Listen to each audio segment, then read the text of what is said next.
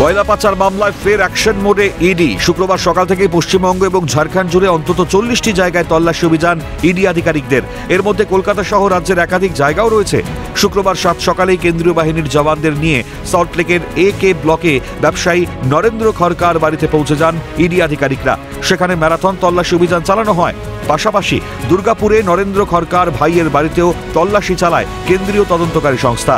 এছাড়া সল্টলেকের CJ ব্লকে ব্যবসায়ী গোপাল ঝুনঝুনওয়ালার বাড়িতেও হানা দেন ইডি আধিকারিকরা। অভিযোগ, বেআইনিভাবে কয়লা উত্তোলন করে ভিন রাজ্যে পাচার করা হতো। এর বিনিময়ে বিপুল পরিমাণে কালো টাকা মুনাফা লাভ করতেন কয়লা ব্যবসায়ীরা।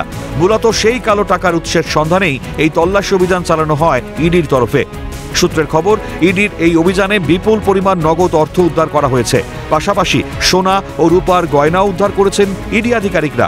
এছাড়া একটি বিলাসবহুল গাড়িও বাজেয়াপ্ত করা হয়েছে বলে সূত্রের খবর।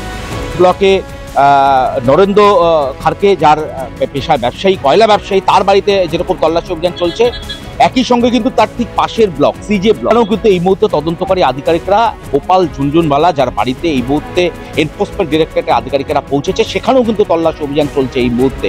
তিনিও কিন্তু পেশায় ব্যবসায়ী এবং কয়লার ব্যবসার সঙ্গে ওতপ্রোতভাবে জড়িয়ে রয়েছে।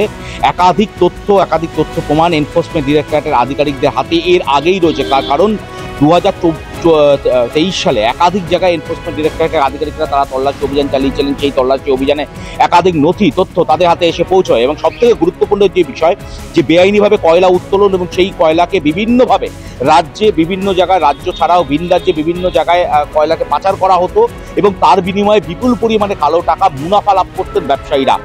মূলত এই কালো টাকার উৎসই কিন্তু এই মুহূর্তে খুঁজে বের করার চেষ্টা করছে এনফোর্সমেন্ট ডিরেক্টরেটের আধিকারিকরা। অন্যদিকে ঝাড়খণ্ডের ধানবাদেও তল্লাশি অভিযান চালায় ইডি আধিকারিকরা। সেখানে দেবপ্রভা কোম্পানির কর্ণধার LB সিং এর বাড়িসহ একাধিক জায়গায় ম্যারাথন তল্লাশি অভিযান চালানো হয়। সূত্রের খবর, এই অভিযানে বিপুল পরিমাণ নগদ অর্থ উদ্ধার করা হয়।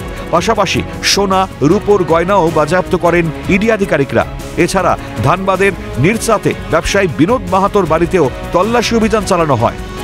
ইডির এই তল্লাশি অভিযানে কয়লা পাচার মামলায় কোনো চাঞ্চল্যকর তথ্য উঠে আসে কিনা এখন সেটাই দেখার।